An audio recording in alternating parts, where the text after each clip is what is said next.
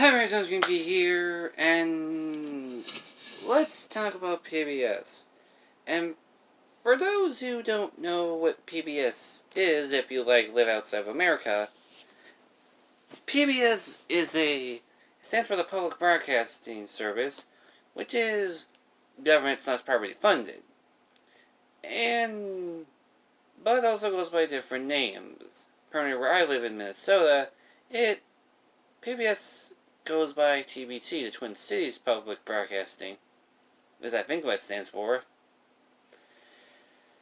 I mean, TBT, the Twin Cities Public Television.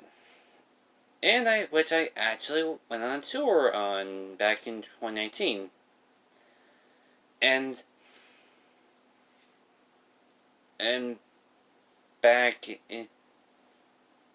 this channel also has a blog called PBS Kids, which airs stuff like Sesame Street, Caillou, like Dragon Tales, Arthur, and some British shows like Teletubbies and Thomas the Tank Engine. And I watched the blog from 2000, the year I was born, to 2008. So this channel also this blog has an internet following. But the internet following is usually news memes from shows from the 2000s and 90s.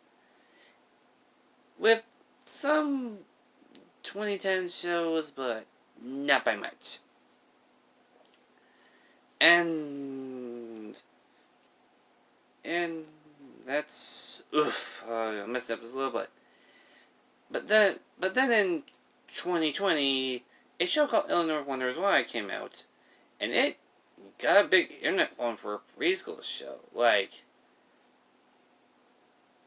We don't really get internet followings for any modern preschool show. And I know in my Sunny Patch Friends review, I would mention I would avoid modern day ones, but given how this has been beloved last year, I'm willing to make this an exception. And it got some memes and some fan arts. And I don't hear any reviews on this show, so let's hop on in. The show is about Elinor and her friends wondering, why does nature thing do its nature thing? And her friends are Ari the Bat, who is the only male character of the three, Olive the Elephant, who is basically the brains of this operation. And I thought my Olive was the only female character with the same name. Okay, now on to a few cast members. First up is Miss Mole, who Elinor, Ari, and Olive's teacher. She would usually appear in the episode, and sometimes wraparounds in some of the recommend segments, where she would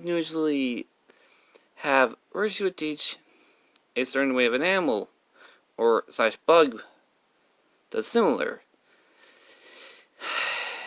to the episode, when they're not using Mr. Anteater for songs about historical figures and their personas.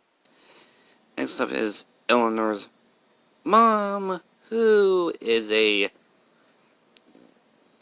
forest park town where the show takes place, who the fans have considered a MILF. And again, these are anthropomorphic characters. Furries will go after anything that has a female figure. So we got here Elinor's dad, who looks like a redditor. Maybe it's the glasses. And the Bug TV is kind of adding that kind of creepy nerd you would probably not want to bully, but more likely want to run away from. So, Given this is a preschool show, how well does its educational value? Does it do it in a good way and an entertaining way? Yeah, actually it does. It does it pretty good in an educational and an entertaining way. Even though I probably learned a few things. Then again, this show is centered around science, and I wasn't good at that during middle school and high school. Okay, now on to the things I do not like about this show. Some of the songs can be bad, but not by a lot. From the episodes I probably watched, a couple were not really that good. But the good overweighs the bad. And for the things I like,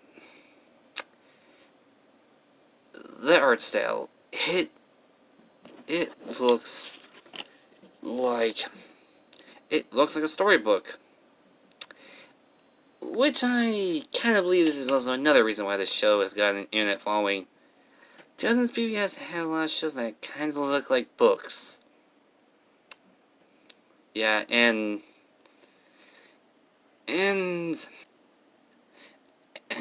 Elinor is really adorable.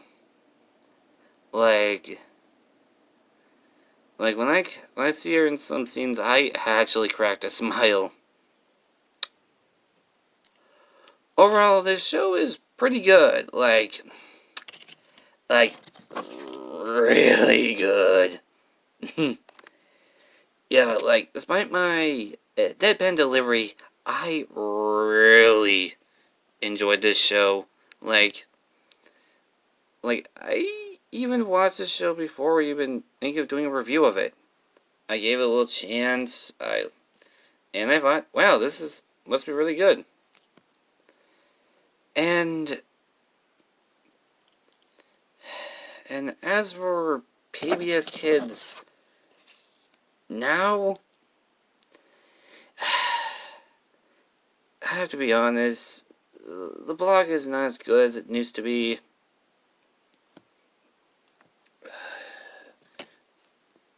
The new bumpers are kind of generic. I'm not really a big fan of them. And I am starting to show my age because I remember when PBS Kids used to be sponsored by Chuck E. Cheese. Now they're sponsored by Chick-fil-A. Wow. I am so old. So, and looking for the website, the games aren't really as good as the ones from when I was little. And don't say that the old stuff was never good. Terminator was the shits back then. And plenty of Fetchwood Ruffman games. But shows like Elinor does show me that there's still stuff that reminds me of stuff when I used to watch the block when I was little. Stuff like Dragon Tales, Between the Lions, Arthur, even Teletubbies and Barney the Dinosaur. I still think those two are still good shows.